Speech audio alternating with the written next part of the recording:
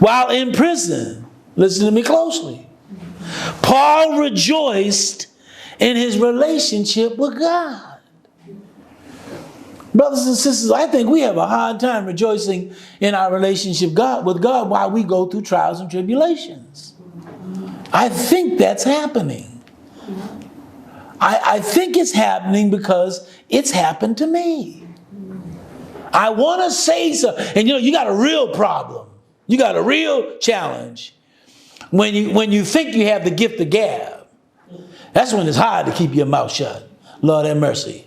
Okay, when you think you have something to say, it's a lot more difficult to manage. Quiet folk don't have this problem, I don't believe, unless they just thinking stuff in their head, which we shouldn't do that either. Hello? But when you read what God says, are you motivated to manifest what it means? And obviously that means you do the best you can with the understanding that you acquired from the scriptures. Paul is saying further that struggles or tests should not take us away from God's will. Instead, they should equip believers with the knowledge and faith to please God. That's the outcome of a trial. When you go through a trial, you should be able to say, because of the knowledge you have and the faith you demonstrate, that you pleased God.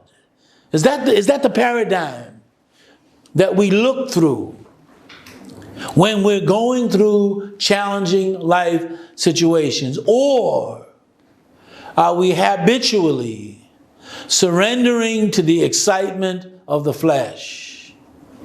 Are we giving in to our natural inclinations to defend ourselves, to communicate to people that we're worthy of acceptance, when we should realize that in our relationship with God, we're already accepted. And we simply need to walk through our struggles while God guides us. Paul said to rejoice. That means under all kinds of circumstances, both good or bad. Oh boy, you talk about a dose of maturity. You talk about being like Jesus. I mean, just look at him.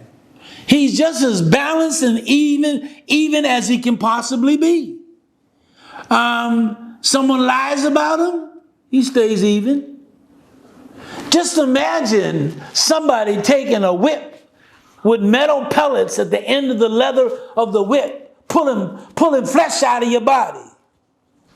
Hello? And staying balanced at the same time. This says we got a long way to go. Okay? Because we can't handle words. You know those saying, sticks and stones? Hello? We hear a word, or an act of defiance, or some kind of disrespect, and our blood gets activated. And so does our temperature. And when all that's going on, all hell breaks loose. And we will say and we will do things that we obviously should not do.